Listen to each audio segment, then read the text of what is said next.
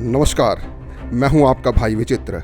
आज मैं जफरनामे का अनुवाद सुनाने आया हूं। सिखों के 10वें गुरु श्री गुरु गोबिंद सिंह जी खिदराना की लड़ाई के बाद 1705 ईस्वी में पंजाब की साबों की तलवंडी ठहरे थे, जिसे आज हम श्री दमदमा साहिब के नाम से जानते हैं। और यहीं उन्होंने औरंगजेब के नाम एक फारसी भाषा में पत्र लिखा था, जिसे जफरनामा कहा जाता है, जिसने पूरे हिंदुस्तान के इतिहास को बदल कर रख दिया था। उसमें श्री गुरु गोबिंद सिंह जी ने औरंगजेब को क्या संदेश भेजा था, आज मैं उसी का अनुवाद सुनाने आया हूँ। इसमें फारसी भाषा के 111 श्लोक हैं। मैं आपको पूरे जफरनामे का अनुवाद सुनाने का प्रयास करूँगा। बीच बीच में कुछ श्लोकों को हूबहू भी सुनाऊंगा। गुरु साहिबान ने परमात्मा की उस्तति से शुरुआत की। सुनिए जफरनामा। औरंगजेब के नाम।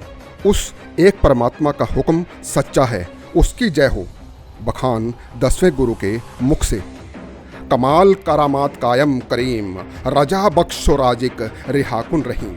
अर्थात वो परमात्मा करामातों से पूर्ण, अचल, पहले से था, है और हमेशा रहने वाला, कृपालु, खुशियाँ, रोजी, मुक्ति, मेहर, ईमान, भूल की माफ़ी, रिजक, गुण, क्षमा देने वाला, बाह पकड़ने वाला, मन भावन, पथ प्रदर्शक, रंग रहित, चिन्ह रहित, अद्वितीय, बादशाहों का बादशाह है।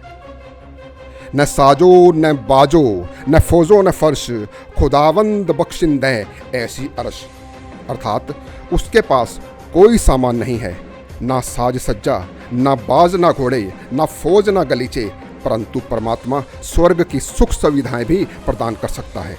वो सांसारिक प्रपंच से पवित्र, बलशाली शख्सियत वाला है। वो पालनहार, रहम करने वाला, हर एक देश को रोजी देने वाला, सब देशों का स्वामी है। वो बड़ों से भी बड़ा है, सुंदरता के गुण वाला, श्रेष्ठ अकल वाला, गरीबों का पालनहार, दुश्मनों का नाश करने वाला। वो धर्म की पालना करने वाला, वास्तविकता को समझने वाला, नबियों को धर्म पुस्तक प्रदान करने वाला है। वो दानाइयों की पहचान करने वाला, सभ्यता को पहचानने वाला, कण कण में समाया हुआ, सर्वत्र प्रकाशमान है। शनासिंदई इल्म आलम खदाई, कुशाइंदह एकार आलम कुशाए। अर्थात वो परमात्मा पूरे संसार की सारी विद्याओं को जानने वाला, हर काम की जटिलता को समझने वाला, सुलझाने वाला महान नायक है। परमात्मा की उस्तति के बाद श्री गुरु गोबिंद सिंह जी ने औरंगजेब को मुखातिब होकर लिखा, सच्ची दास्तान हिकायत। मरा एतबारे वरी कसम नेसत कि एजद गवाह अस्तो यजदा यकेसत। अर्थात हे औरंगजेब, मुझे तेरी कसम पर जरा भी एतबार नहीं है। खुदा एक है, वो हम दोनों का गवाह है। तेरे जर्नैल और दीवान सब झूठ बोलने वाले हैं। जब कोई हुम्मा पंछी की छाया में आ जाता है तो कौवा उसके ऊपर हाथ भी नहीं रख सकता, और जब कोई शेर की पीठ के पीछे खड़ा हो जाए तो भेड़, बकरी, हिरण उसको पकड़ नहीं सकती, उल्टा वहाँ से निकल भी नहीं सकती। अगर मैं तेरी कुरान की कसम का धोखा नहीं खाता तो अपनी फौज को लंगड़ा नहीं करवाता। मेरे भूखे प्यासे 40 सिख तब और क्या करते, जब तेरे कसम तोड़ने वाले 10 लाख सैनिक फटाफट तलवारों और बंदूकों के साथ आकर उन पर टूट पड़े। तब मैंने भी बेबस होकर विधि पूर्वक शस्त्र धारण किए, युद्ध भूमि में आया और युद्ध किया। चूकार अज हम हैं हिलते दरगुजस्त, हलाल अस्त गुर्दन व शमशीर दस्त। अर्थात जब किसी कार्य के लिए सभी उपाय समाप्त हो जाएं, जान पर बन आए, तो उस सूरत में हाथ में तलवार धारण करना जायज हो जाता है। अब मैं तेरी कुरान की कसम का विश्वास कैसे कर सकता हूँ? तू ही बता। अगर तेरे सैनिक कसम तोड़कर हमारे पीछे नहीं आते तो ना तो वो मारे जाते और ना ही मुझे इस रास्ते पर चलने की जरूरत पड़ती। मुझे नहीं मालूम था कि तेरे ये जर्नैल इत्यादि लोमड़ी की तरह मक्कार हैं, नहीं तो मैं कोई और रास्ता निकालता। अरे जो आदमी कुरान की कसम के मुताबिक चल रहा हो, उसे ना तो कैद करना चाहिए, ना ही उसे मारने के लिए जाना चाहिए। इसके उलट तेरी काली वर्दी वाले सैनिक मक्खियों की तरह भिन भिनाते, शोर मचाते एक साथ हमें मारने आ गए। हर आकस जी दीवार आमद वीरू, बखुरदन यके तीर शुद्ध गरखूं। अर्थात चमकोर की गड़ी में तेरा हर वो सैनिक जो दीवार की ओर से बाहर आया, उसे मैंने एक तीर खिलाकर लहू में गर्क कर दिया। जो उस दीवार की ओर से बाहर नहीं आया वो ही सुरक्षित रहा। मैंने देखा तेरा सेना नायक बाहर खान युद्ध करने आया है, तो मैंने जल्दी से उसे भी एक तीर का स्वाद चखा कर मार डाला। आखिर रणभूमि से वो पठान पीठ दिखाकर भाग गए जो बाहर बैठे शेखियां बघार रहे थे। जब भी कोई पठान लड़ने के लिए आता था तब कमानों से तीर या बंदूकों से गोलियां चलती थी। उन्होंने काफ़ी हमले मर्दानगी से किए और कई दीवानगी से। कायर जफर बेग युद्ध के मैदान में नहीं आया, दीवार की ओट में छिपा रहा। दरेगा अगर रूई ओ दी दमे वह यक तीर लाचार बख्शी दमे। अर्थात मुझे इस बात का बेहद अफसोस है कि युद्ध में मैं उस कायर जफर बेग का चेहरा नहीं देख पाया, नहीं तो मजबूर होकर उसे एक तीर जरूर चखाता। आखिर तीरों की सरसराहट और कमानों के टंकार के साथ युद्ध का मैदान हू से भर गया। गोलियों की बरसात से कुछ ही देर में दोनों तरफ के सैनिक मारे गए और धरती लहू से लाल हो गई। सिर और पैरों के अंबार लग गए। आखिर जंग में मर्दानगी भी क्या कर सकती है? अगर 40 आदमियों पर बेशुमार फौज टूट पड़े। जब संसार का दीपक सूरज पर्दे के पीछे जा छिपा तब रात का स्वामी चंद्रमा घने प्रकाश के साथ बाहर निकल आया। हर आंकस बकौले कुहा आए दश कि यजदा बरो रहनुमा आए दश।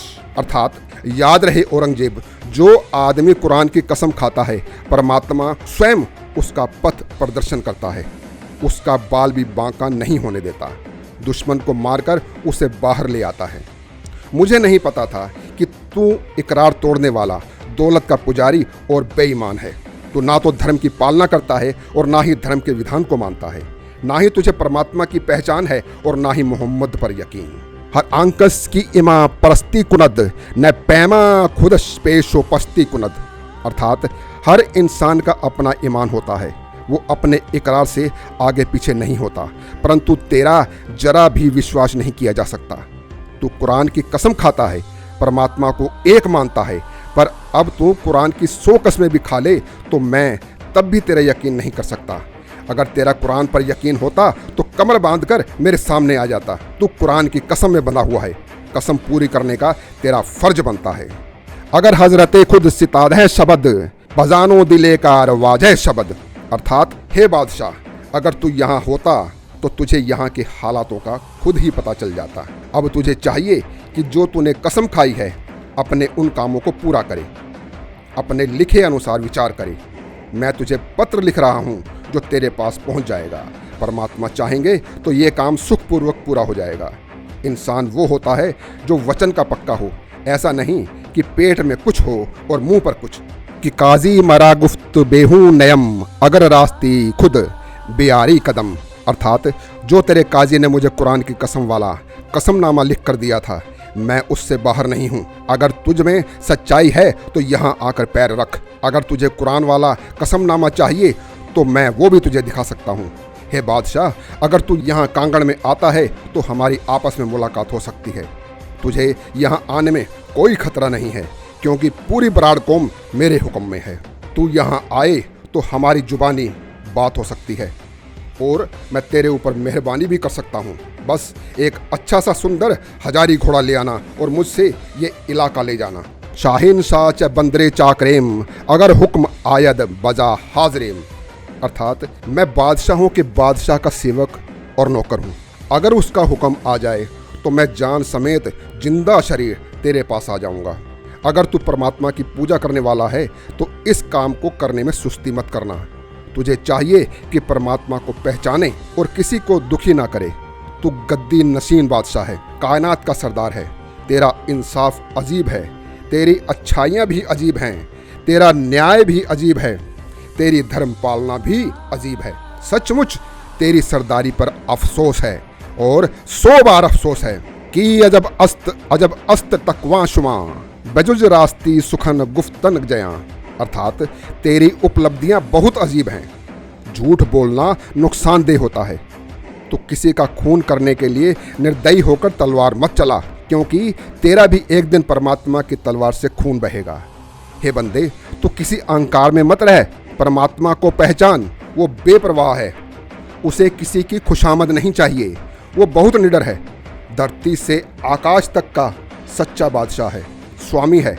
वो चींटी से लेकर हाथी तक को पालता है, बेआसरों का आसरा है, अहंकारियों का अहंकार तोड़ने वाला है। उसका नाम गरीब नवाज है। वो किसी तरह की खुशामद या भेंट से प्रसन्न होने वाला नहीं है। वो बेपरवाह है, उसका कोई रंग नहीं है, कोई चिन्ह नहीं है। वो रास्ता दिखाने वाला है। तेरे सिर पर कुरान की कसम है, इसलिए तुझे अपने वचनों को पूरा करना चाहिए। बिबायत तो दानिश परस्ती को नहीं, बकारे शमा चिरह दस्ती को नहीं। अर्थात हे औरंगजेब, तू अपनी बुद्धि से काम ले और अपने सभी कामों को अपने हाथ में लेकर दृढ़ता से पूरा कर। क्या हुआ अगर तूने मेरे 4 बच्चों को मार दिया है, पर अभी कुंडलिया नाग जीवित है? इसमें क्या मर्दानगी है जो तू इन चिंगारियों को बुझाने की कोशिश कर रहा है? इस तरह तू इस भड़कती आग को ज़्यादा भड़का रहा है। फिर दोस्त शायर ने क्या खूब कहा है कि जल्दबाजी काम है शैतान का। हे हजरत, जब तू खुद मेरे सामने आएगा उस दिन तुझे अपने आप ही सारी सच्चाई का पता लग जाएगा। अगर तू इस कार्य के लिए अपनी कमर बांध लेगा तो परमात्मा तुझे इस कार्य का अच्छा फल अवश्य देगा। धर्म की पालना करना शुभ कार्य होता है। अगर तूने परमात्मा को पहचान लिया तो श्रेष्ठ हो जाएगा। तुरामन दामन की यजदा शनाश, बरामद जितू का रहा दिल खराश। अर्थात मुझे पता है तू परमात्मा को पहचान नहीं पाएगा, क्योंकि तेरे से बहुत से काम दिल दुखाने वाले हो चुके हैं। तेरी बादशाही या तेरी दौलत से परमात्मा तुझे कुछ नहीं समझता। मैं तेरी हजूरी में नहीं आऊँगा और ना ही गलत रास्ते पर चलूँगा। जहाँ मेरा परमात्मा चाहेगा मैं उस रास्ते पर चल पड़ूँगा। हे औरंगजेब बादशाह, तू भाग्यवान है, तुझे बादशाही मिली है। तू फुर्तीला और अच्छा घुड़सवार है। तू सुंदर रूप, जलाल और अच्छी जमीर वाला देश का मालिक, अमीरों का स्वामी है। तू अच्छी अक्ल वाला, तलवार चलाने में प्रवीण है। तू बड़ी बख्शीशों को देने वाला है, लड़ाई में पर्वत की तरह अडिग रहने वाला है। तेरा प्रकाश आकाश की चोटी तक व्यापक है। शाहनशाह औरंगजेब आलमी के दाराई दैर अस्त दूर अस्त दी। अर्थात हे औरंगजेब, बेशक तू दुनिया का बादशाह है, वक्त का हाकिम भी है, पर तू धर्म से बहुत दूर है। बुत परस्त पहाड़ी राजाओं से मेरे युद्ध हुए, उनको धूल चटाई है। जमाने की बेवफाई का हाल देख, जिसके पीछे पड़ जाते हैं उसे कष्ट पहुंचाते हैं। उस पाक नेक अल्लाह की कुदरत को भी देख, जो 1 या 2 लोगों से 10 लाख को मरवा देता है। दुश्मन क्या है? अगर परमात्मा रूपी दोस्त मेहरबान हो जाए, उस परमात्मा का काम ही बख्शिश देना है। वो सारे बंधनों को समाप्त करने वाला पथ प्रदर्शक, वो दुश्मनों को गलत कार्य करने के समय अंधा कर देता है। वो अनाथों को बिना किसी कष्ट के दुश्मनों के घेरे से बाहर निकाल देता है।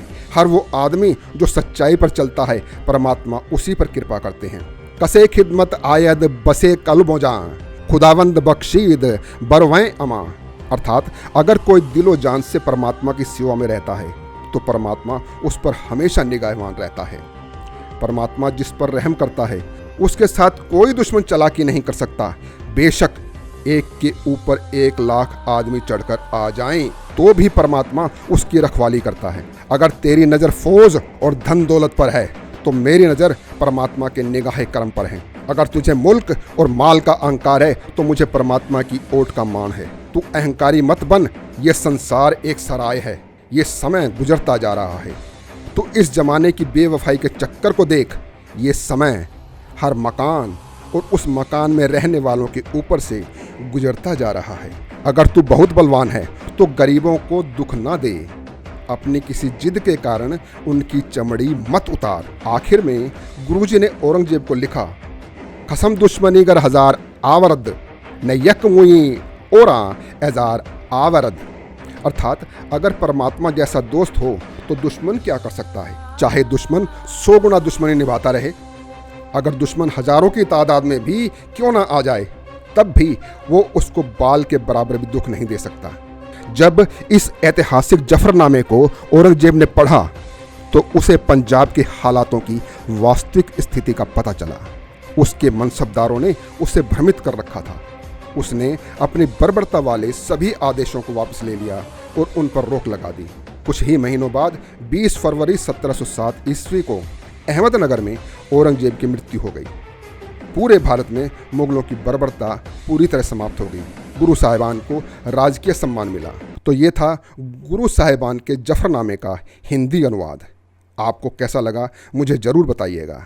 आपसे मिलने वाले प्यार का बहुत बहुत धन्यवाद। नमस्कार।